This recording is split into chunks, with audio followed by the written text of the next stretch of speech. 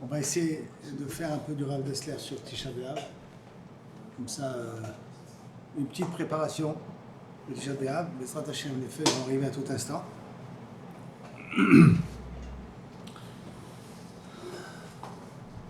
La raison de Tisha B'Av, elle vient d'où? Non. Non, le désir. Meraglim, voilà. Attends, le problème des Meraglim, c'est quoi? Ouais, c'est ça, le château. Le château. Les Meraglim, quel est le problème des Meraglim? Parlons des Meraglim. Elle est calée. Celui qui a été protégé des Meraglim. D'accord? Donc, la raison, c'est des Meraglim, d'accord?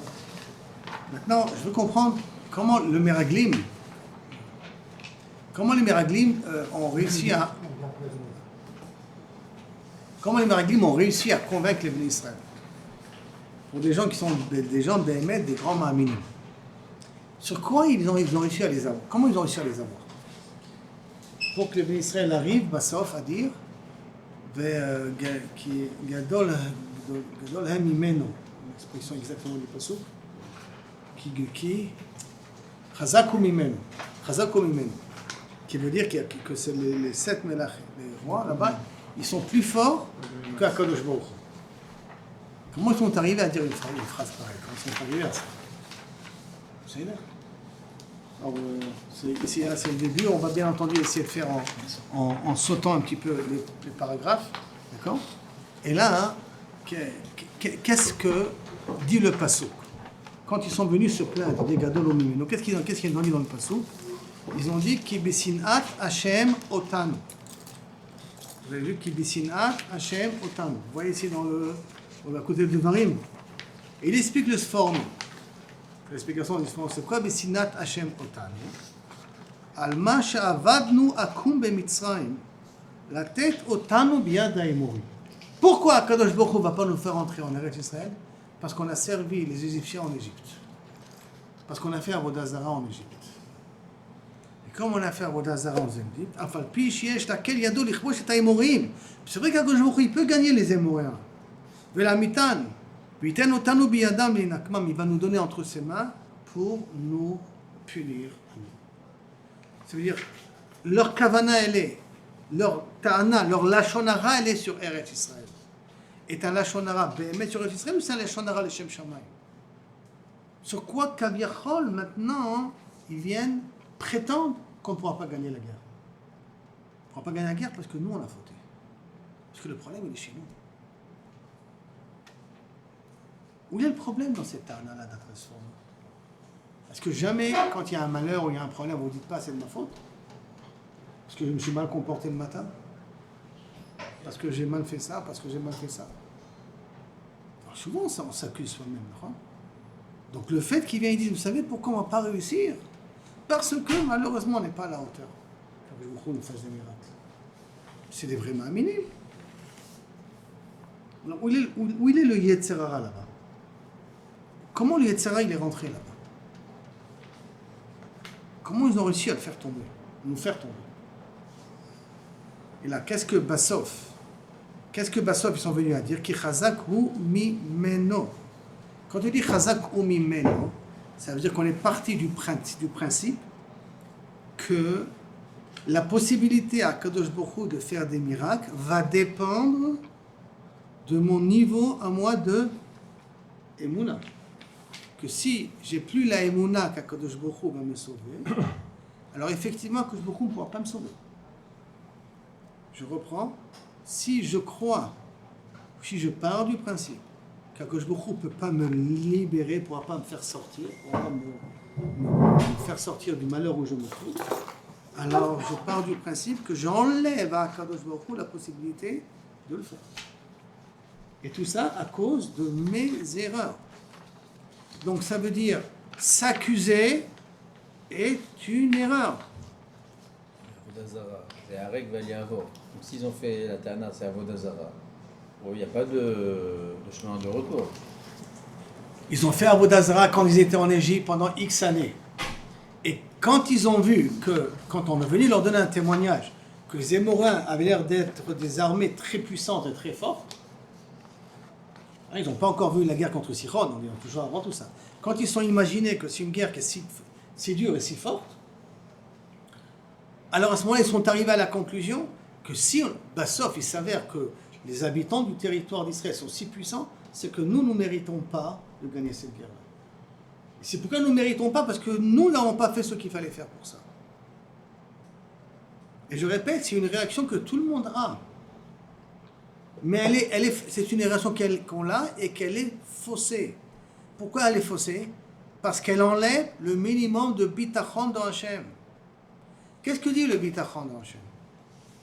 Un petit peu ce qu'on a déjà commencé à parler. Qu'est-ce que dit la notion d'abord du bitachon? Ça veut dire quoi? Il y a une notion de bitachon qui est autre Hachouf, celle de Rabbeinu Bechaye. Je ne parle pas celle de Rashi pour l'instant, je parle celle de Rabbeinu Bechaye. Qu'est-ce qu'elle dit le bitachon? Il dit que en od milvado, non? Qu'est-ce que ça veut dire quoi en od milvado? Pas la traduction. Mais qu'est-ce que veut dire l'idée de en od milvado?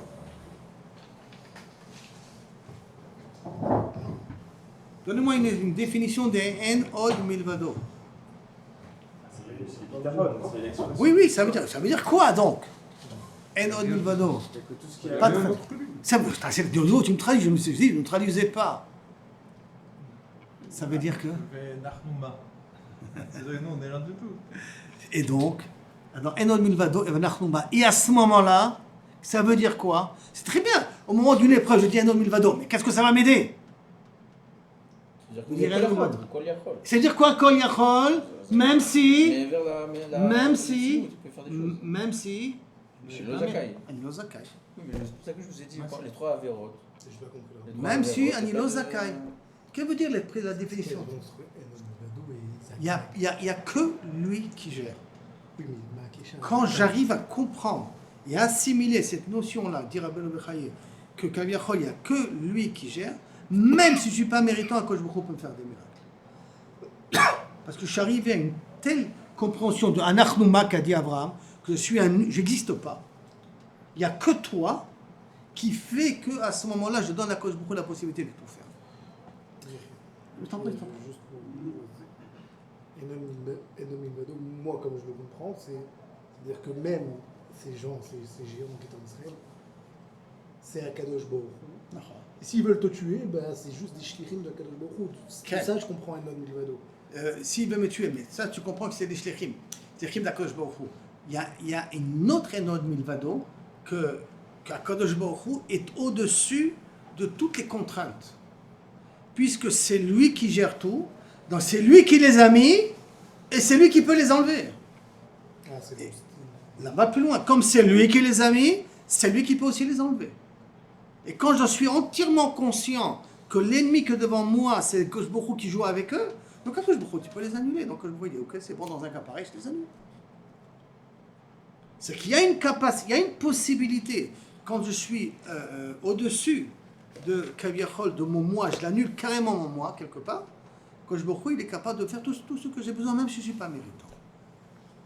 Or, qu'est-ce qu'ils ont dit là maintenant, eux, les Bnei Israël en Égypte, à cause de Meraglim? Qu'est-ce qu'ils ont dit en d'autres termes? Comme on n'est pas méritant, donc Akash Baruch Hu, il est limité. Et si je dis qu'Akash Baruch Hu, il est limité, les enfants, est-ce que c'est obligatoire que le Mashiach vienne ou pas? Est-ce qu'on est méritant ou pas? Parce que ça voudrait dire que quand est-ce qu'il peut venir le Mashiach, que si c'est Kulo, Rubo, ça y est, ça commence. Kulo Zakai, ou Rubo Zakai. C'est pas grave, on va attendre ça parce que Rubo Zakai. D'accord, Rubo Zakai. C'est du Yémen. Rubo Zakai. Mais si c'est pas Rubo Zakai, c'est mort. Donc ça veut dire cette vision que Akadosh Baruch Hu est dépendant de nous, mais il est tellement dépendant de nous, d'accord, qu'on peut lui empêcher de réaliser son projet. Ce niveau-là de croyance, c'est le niveau que le Meraglim ont donné au Bnei Israël. Ils étaient des grands ma'aminim, hein, c'est à cause de nos fautes. Mais à cause de nos fautes, ça a enlevé à Kadosh Baruch Hu toute sa puissance. Il peut, mais maintenant il ne peut pas parce qu'on n'est pas méritant. Il peut les détruire, il n'y a aucun problème. Mais nous, on n'est pas méritant de voir ce naissant. Donc c'est partir du principe qu'il y a quelque chose qui peut empêcher la Géoula de venir. Et ça, c'est Kaviachol, la première faute qu'il y a eu à Tisha B'Av. Maintenant, d'où on sait que cette approche, elle est fausse. Alors, moi, je vous ai amené de Enon Milvado, mais lui, il ramène un autre pasuk. Il a marqué Veshachanti Betocha. Al Tomar Beto. Il n'y a pas marqué Betocho, et là, qu'est-ce qu'il y a dans l'autre paragraphe là-bas ici? Al Tomar Betocho, et là, Betocham, l'autre page là-bas, l'autre tour là. Et là, c'est quoi? Afilu beyoto hadam beseter gadol. Même lorsque l'homme se trouve dans une obscurité totale. Seter gadol, beseter gadol. Je ne comprends pas, j'arrive pas à comprendre, tout m'a abandonné, rien ne fonctionne. Bematzav shel tum'a mamash. En plein profond de la tum'a la plus profonde, en posek mimeno nitzot hakadosh hapnimi hachavuy betoch libam shel Israël. Cette étincelle-là, qu'Akadosh Baruch Hu, l'homme est astim velo galtim, que jamais Dieu nous vomira, nous abandonnera, existe chez n'importe quel juif, même quand il est le plus loin qu'il peut y avoir. Or, sur ce point-là, ils ont, Kaviachol, pas cru qu'Akadosh Baruch Hu, à partir du Mahamad Har Sinaï, a créé un lien que l'homme est astim velo galtim, que jamais il nous abandonnera. Que l'âme Israël est éternel. Et si l'âme Israël est éternel, il est capable de tout faire. Je vous ramène ce que dit le Rambam. Maintenant, est-ce que c'est réalisable aujourd'hui, pas réalisable aujourd'hui? Ani lo yoder. Le Rambam il dit que lorsqu'on a Ilchot Melachim, que lorsqu'on va à la guerre, on ne doit pas.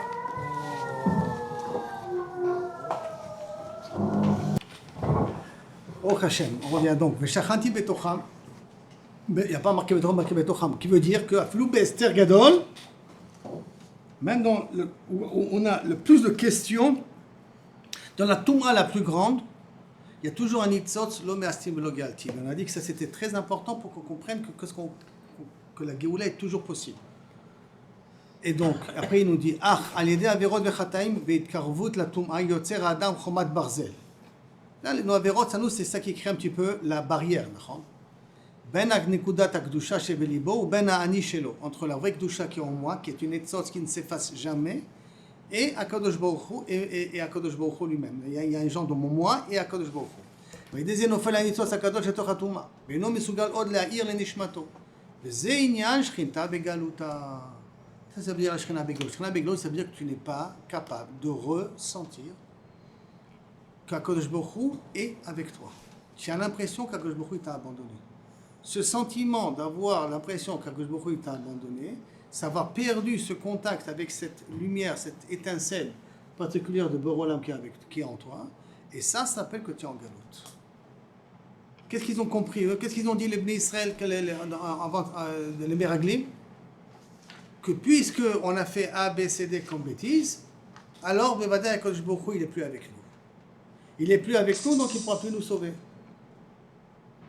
Qu'est-ce que quelqu'un il dit quand il est en pleine déprime? Pas en pleine déprime, mais qu'est-ce que quand personne croit qu'il a fait beaucoup d'Averot? Bevadaï, qu'Akadosh Baruch Hu m'a rejeté.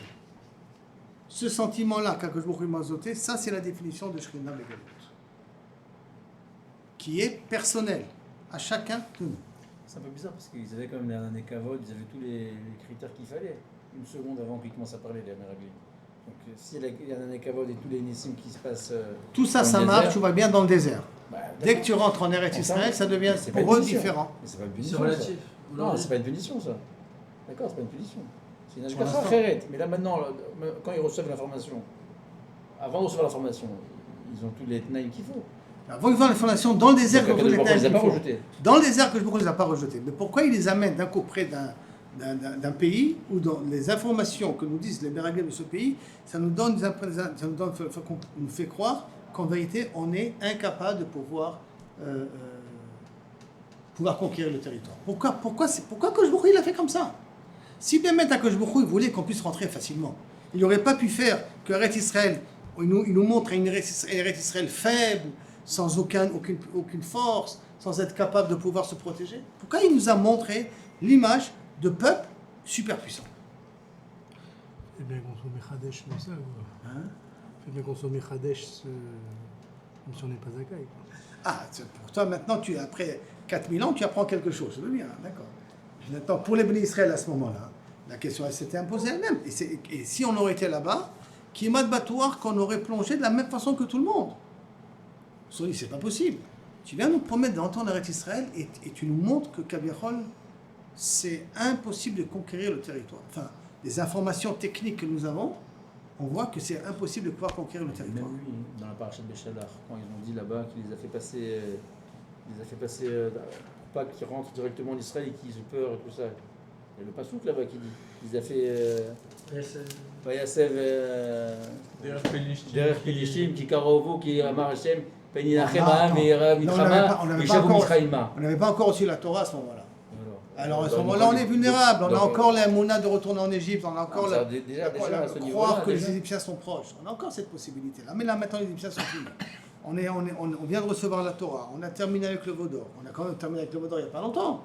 Non, mais le détour, il les a pas fait rentrer en Israël de peur, ils aient peur de tout ça. Donc ils savent qu'il y a quand même une crainte. À Kadosh Baruch Hu, ils savaient qu'il y avait déjà un problème. Ça, je te répète. Normalement, c'est avant Amalek, avant Matan Torah. Mais après Amalek, après Matan Torah, pourquoi tu es censé avoir peur? Avant qu'Amalek, avant Matan Torah, je peux comprendre. Tu as Amalek qui est problématique, tu as les Égyptiens qui sont pas été entièrement détruits. L'armée égyptienne, elle existe encore. Au moins, l'économie égyptienne, elle est tombée, mais l'armée égyptienne, elle existe. Elle peut nous poursuivre. Et en plus de ça, il y a encore les Philistins de l'autre côté, donc ils ne sont pas encore entraînés à faire des guerres. Ils peuvent se dire, on risque d'être pris en tenaille avec les Philistins d'un côté, les Égyptiens de l'autre. Les Amalekim, je ne sais pas s'ils les connaissaient, mais ils sont toujours présents là-bas. Donc d'une certaine manière, ça, avant Matan Torah, je peux dire qu'ils ont encore des doutes, quand même. Mais après Matan Torah, après Kriyat Yam-Souf, après Matan Torah, après Milchemet Amalek, après tout ce qui s'est passé dans le désert jusqu'à maintenant, tu te poses encore des questions. Oui, pourquoi je pose? Parce qu'en fait, quand je ne suis pas assez tzaddik. Je suis pas assez... Parce que si j'aurais été tzaddik, quand je vous regarde ce qu'il aurait fait, qu'ils n'ont aucune puissance.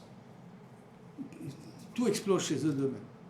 Qu'est-ce qu'on se dit un petit peu là, avec la guerre de Gaza, non? Qu'est-ce qu'on croyait, on aurait espéré tous? Que les Gazaouis meurent d'eux-mêmes, les autres portes s'ouvrent et les prisonniers sortent. Ça fait déjà 2 ans presque 2 ans qu'on n'arrive pas à libérer entièrement nos otages. On a une siyata d'Ishmaïa ailleurs, et Davka sur ça, on n'a pas de siyata d'Ishmaïa. Davka à Gaza, on n'a pas de siyata d'Ishmaïa. Vous savez pourquoi? Pour une raison. Quelle est l'image de la guerre contre l'Iran? Qu'est-ce que disaient tous les gens contre la guerre contre l'Iran? Que c'est utopique de faire la guerre contre eux. Il n'y a aucune chance de pouvoir. Contre Hezbollah, qu'est-ce qu'ils nous ont dit au départ contre Hezbollah? Ils vont nous attaquer, ils vont nous envoyer, il faut prévoir un générateur pour une semaine d'électricité, prévoyez de l'eau pendant une semaine parce que l'État va être bloqué pendant une semaine. Donc on a eu l'impression qu'on a affaire à quelque chose de hyper puissant. Et on est parti quand même. Et on a réussi.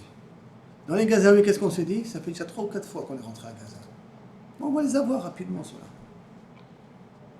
Les avoir rapidement, c'est comme maintenant en train. Tu es parti avec le sentiment qu'à Kol Yachol, tu es capable, il n'y a aucun problème. On va voir ça. Tu es parti en te jetant à l'eau, à la mer, en disant c'est la seule occasion que j'ai de profiter maintenant, et je ne sais pas, il sortira ce qu'il en sortira. Bon, Hachem. Ils avaient prévu, je crois, je ne sais plus, 5000 cercueils à Schneller, dans la région de Schneller. 5000 cercueils, ils avaient prévu pour les attaques que les Iraniens peuvent faire. Je parle ici rien que dans la région, dans cette région-là, si je ne me trompe pas, dans le chiffre. Ils avaient prévu une cadette, à tel point que le Rosh Hashanah, il a levé le main et a dit ça vient rien que de là-haut. Eux-mêmes, ils n'y croyaient pas qu'ils allaient réussir comme on a réussi. Quand tu n'y crois pas, là, quand je vois ils s'en occupent. Mais quand tu crois que tu es capable, là, qu'est-ce qu'ils ont dit? Il n'y a aucune chance, on ne peut même pas rentrer. Il n'y a aucune chance. Akadosh Baruch Hu va nous régler nos comptes. Régler nos comptes. C'est la galoute. Tu ne crois pas que tu peux sortir de là où tu es dans la galoute de la Shrina, tu es dans Tisha B'Av. C'est pour ça que, Partsouf Echa, qu'on a parlé la dernière fois, d'accord? Quelqu'un qui a une tête de Echa, quelqu'un qui a une tête de Tisha B'Av, c'est quoi une tête de Tisha B'Av? Une tête où tu crois qu'il n'y a aucun espoir. Et quand il n'y a aucun espoir, là, Dafka, Kilou Kaviachol HaKadosh Baruch Hu est censé se dévoiler. Dafka à ce moment-là. Qui veut dire quoi? Regardez. Mitzta'er al iyecholto lidabek b'Hashem yitbarach. Donc, excusez-moi, si quelqu'un, il est mystère, il a un sentiment qu'il n'y a plus aucun espoir, c'est qu'il est arrivé à Tisha B'Av, c'est que cette personne-là, c'est fini, chas v'shalom. Mais mi shemargish et galut hashchina betoch atzmo. Ça me fait de la peine que j'arrive pas à prier comme il faut. Ça me fait de la peine que j'arrive pas à pleurer sur Yerushalayim. Je suis conscient que je suis très loin de la réalité.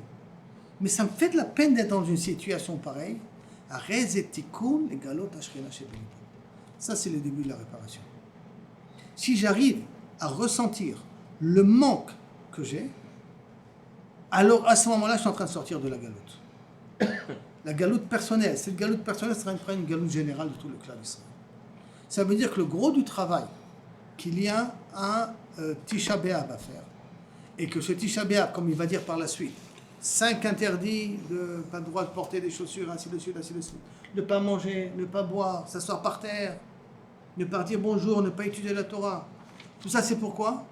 C'est pour ouvrir les portes de notre cœur pour qu'on ait un minimum de regrets. Un minimum de réflexion, un minimum de regrets. Parce que dès que je commence un minimum de regrets, je redonne une chance à moi. Je recrois en le pouvoir d'Akadosh Baruch Hu de pouvoir me faire sortir. Ça, c'est le début de la Géoula. Dès que j'ai une émouna, que je sortirai du problème où je suis, j'ai commencé la Géoula chez moi personnelle et c'est la Géoula de Kam Israël aussi. Ça veut dire que là, il y a une Ségoula spéciale à Tisha B'Av. C'est comme si vous tournez la page, regardez, il le dit là-dessus. Ben Saoud Chamisha Inouim chez Tisha B'Av. וציווי החורבן שבקינות אפשר להתעורר ולהגיע לידי בחייה אמיתית הנובעת מן הלב. וזהו שורש התיקון לגלות השכינה ופתיחת שער הגאולה. Ça, c'est l'ouverture du début du char de la Géoula. C'est-à-dire que Dafka, dans l'endroit le plus profond où on peut se trouver, Dafka, là-bas, se trouve la clé de la Géoula. Dans le Yehush le plus profond où un homme se trouve, là-bas se trouve la clé de la Géoula. Ça veut dire que si quelqu'un, dans la difficulté la plus grande, il dit une chose, je vois que je suis très loin de toi, j'arrive pas, tu m'envoies tellement de problèmes, c'est que quand j'ai beaucoup de choses à réparer. Donc je me sens très loin. Mais je sais qu'Akadosh Baruch Hu, tu ne m'as pas abandonné. Donc et donc du fait que je sais, je pleure sur une seule chose. Pourquoi je suis loin de toi? Koevli que je suis loin de toi, que j'arrive pas à te voir Boré Olam. Si je suis capable de dire ça, j'ai commencé la Géoula, j'ai commencé le Talich. Et donc ça veut dire quoi? Ça veut dire qu'Akadosh Baruch Hu, pourquoi il nous envoie des problèmes? Pourquoi Akadosh Baruch Hu nous envoie des malheurs? Pourquoi? Attends, ça veut dire quoi? Je parle de malheurs personnels, hein?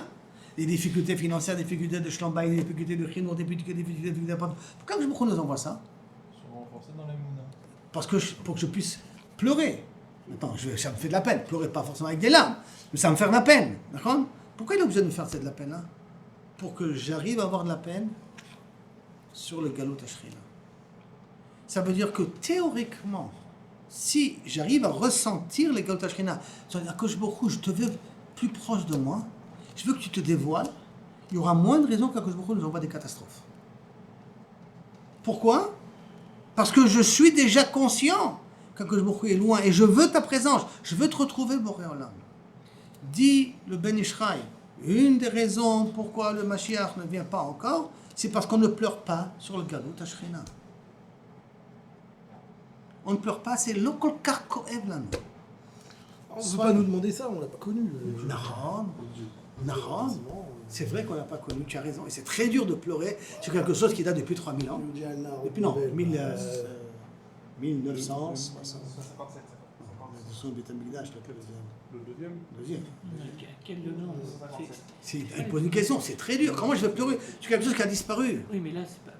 Il parle par rapport à la destruction de Beth Amikdash, mais par rapport à ce que vous disiez, c'est plus Ishi, c'est comment je suis, prendre conscience à quel point je suis éloigné d'Hachem. C'est deux choses qui sont différentes. Ça Est-ce va que vous faire avez ensemble. connu la proximité avec Dieu? Je connais la proximité, j'en suis éloigné. Les médecins éroti. Si je n'ai pas cette comparaison, je dis ça comme des télim. Mais non, parce que il y a des moments dans ta vie où tu ressens la proximité avec Hachem, même si elle n'est pas véridique, mais tu ressens quelque chose. Et des moments où tu vois c'est loin. Qui vous dit que c'était de la proximité avec Dieu? Qui vous dit que c'était pas juste de l'aït la avout? Entièrement raison. La chose qu'il faut comprendre comme ça, il y a deux choses. Il y a ce que dit Moshe, il y a ce que dit Caleb. Ce que dit Moshe, il dit, on a parlé ici d'un premier processus, d'une galoute personnelle. Que moi, je suis bégaloute. C'est quoi, moi, je suis bégaloute? Moi, j'ai pas l'impression de sentir Boré Olam dans ma vie. C'est quoi, j'ai pas l'impression de sentir Boré Olam dans ma vie? Je vois pas une siata d'Ishmaïa particulière. Je vois pas que lorsque je prie à Kadosh Baruch Hu me répond. Je ne vois pas tout ça. Ok. Le fait de ne pas le voir, ça me fait de la peine ou pas? Ça veut dire, en d'autres termes, je vais me poser la question, quand il y a des choses qui ne vont pas, des choses qui ne fonctionnent pas comme il faut, est-ce que je dis que c'est à cause de mes erreurs? Ou je dis, bon, c'est normal, rien ne promet que quelqu'un doit avoir la virose. Ou je me dis que c'est à cause de mes erreurs.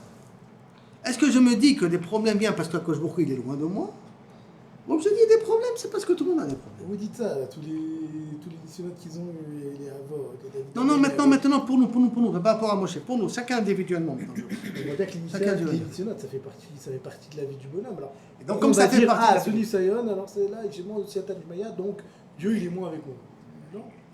Quand tu te poses la question, pourquoi c'est ce Nisayon? Est-ce que quelqu'un, quand il a un Nisayon X, est-ce qu'il se pose la question, pourquoi c'est le Nisayon? Ou il se dit, bon, un Nisayon, c'est comme tout le monde, c'est Besséder, il ne faut pas en faire ça une histoire. C'est pas la fin du monde. C'est pas un trop gros mystère, non. Il n'a pas l'air en difficulté, vraiment. Il faut arriver vraiment à des difficultés pour que ça soit hard comme ça, vraiment.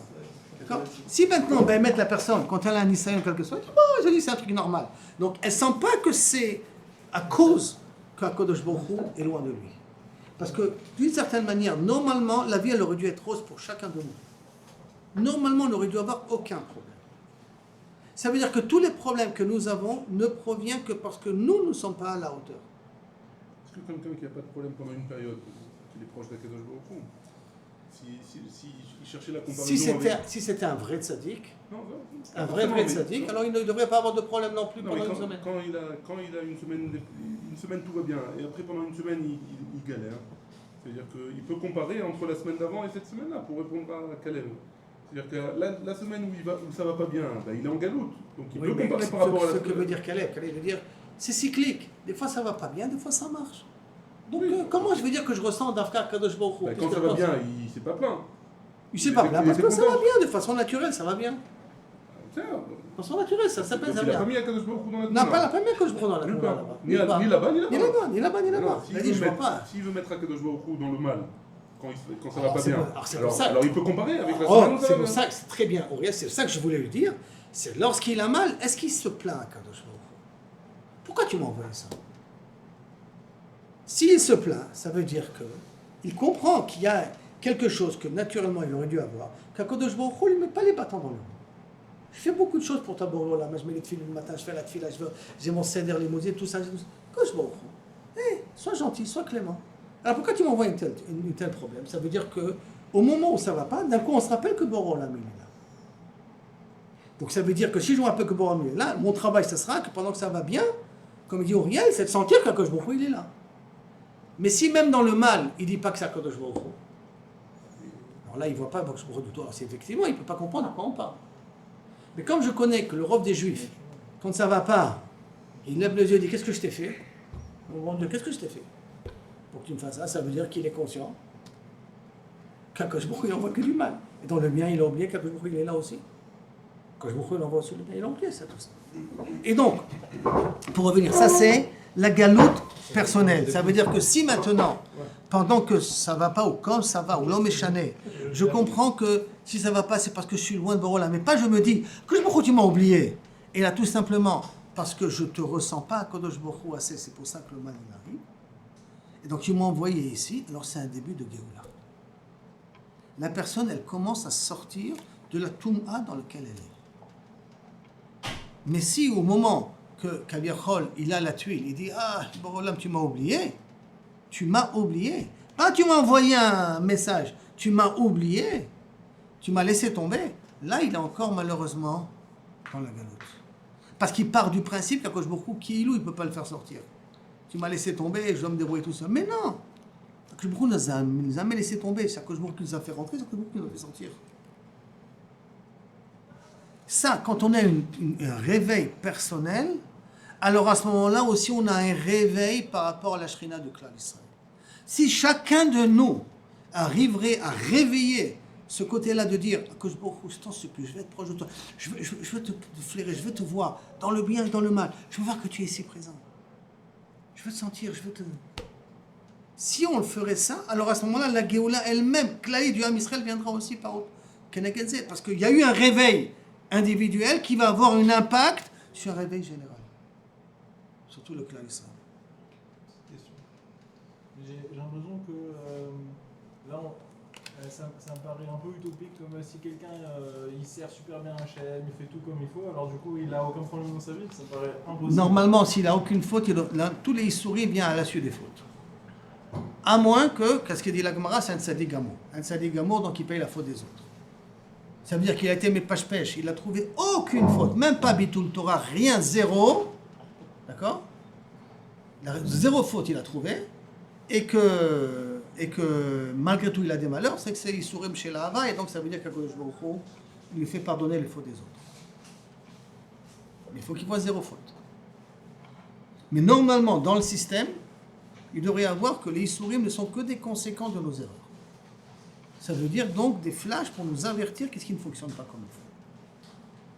Mais Nous pas avertir. la récompense, c'est pas pour nous donner l'action. Normalement, on ne devrait pas avoir du Issourim. Normalement, on ne devrait pas en avoir. On devrait avoir zéro Issourim. On fait Kaddish une seconde. On fait Kaddish une seconde. On se voit Beth Amine Ah ouais. J'ai fait stop. J'ai fait stop, non? Comme ça